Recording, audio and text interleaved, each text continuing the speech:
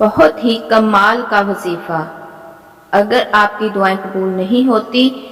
کوئی بھی حاجت پوری نہیں ہوتی، تو اسم اعظم کے ذریعے اپنی دعائیں قبول کروائیں اور سنیے ہشام بائی کی زبانی۔ نبی کریم صلی اللہ علیہ وسلم نے ارشاد فرمایا اسم اعظم 3 صورتوں میں موجود ہے۔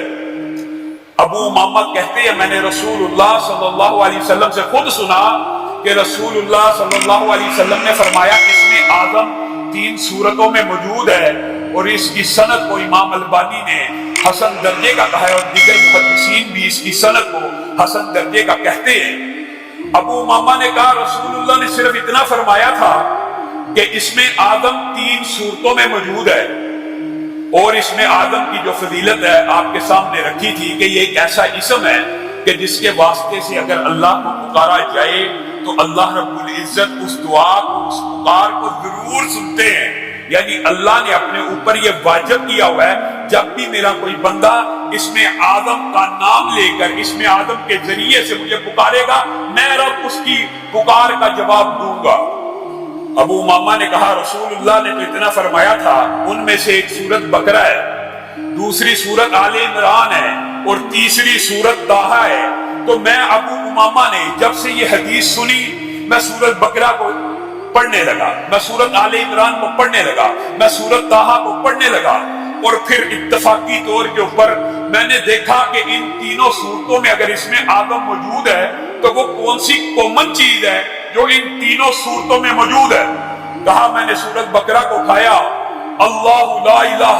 الا هو الحی القیوم ملا۔ میں نے سورہ آل عمران کو اٹھایا، الف لام میم اللہ لا الہ الا هو الحی القیوم ملا۔ میں نے سورت طٰہٰ کو اٹھایا، وَأَنَتِ الْوُجُوهُ لِلْحَيِّ الْقَيُّومِ مِلَا۔ تو میں ابو امامہ آپ کو یہ بتاتا ہوں، یہ بات اگلی صحابی کی ہے، وہ بات رسول اللہ کی تھی کہ اس میں اعظم 3 صورتوں میں موجود ہے، سورت بقرہ،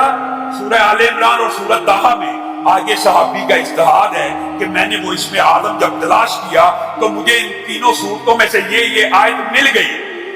اب جب انہوں نے یہ بات تابعین کو، تبع تابعین کو بتلا دی کہ وہ اس میں اعظم جو تینوں صورتوں میں کامن نظر آتا ہے وہ الحی ہے، القیوم ہے، تو علماء نے یہاں سے استدلال کیا کہ بے شک ابو امامہ نے درست اجتہاد کیا، کیونکہ اس لفظ کے علاوہ، ان ناموں کے علاوہ کوئی اور ایسی چیز نہیں جو تینوں صورتوں میں کامن ہو۔ گویا الحی، اور بعض علماء نے یہ بھی لکھا ہے، یہ آپ کو پتہ ہے ایک طویل باب ہے، بعض علماء کا رجحان ہے کہ الحی اس میں اعظم اکیلا ہی ہے، اور بعض علماء کا رجحان ہے کہ الحی القیوم ملا کے ایک اس میں اعظم ہے۔ اس بارے میں اگرچہ علماء کے اندر اجتہادی طور کے اندر اختلاف موجود ہے، بعض الحی کو مانتے ہیں اور بعض الحی القیوم کو مانتے ہیں، لیکن مجھے اور آپ کو کیا تکلیف ہے الحی اور القیوم کہنے میں کتنا ٹائم لگتا ہے؟ اگر ہم دونوں نام کہہ کے یا حی یا قیوم برحمتک استغیث کہہ لیں گے، اے حی اے قیوم اپنی رحمتوں کی بارش مجھ پہ برسا دے، تو مجھے اور آپ کو کتنا ٹائم لگ جائے گا؟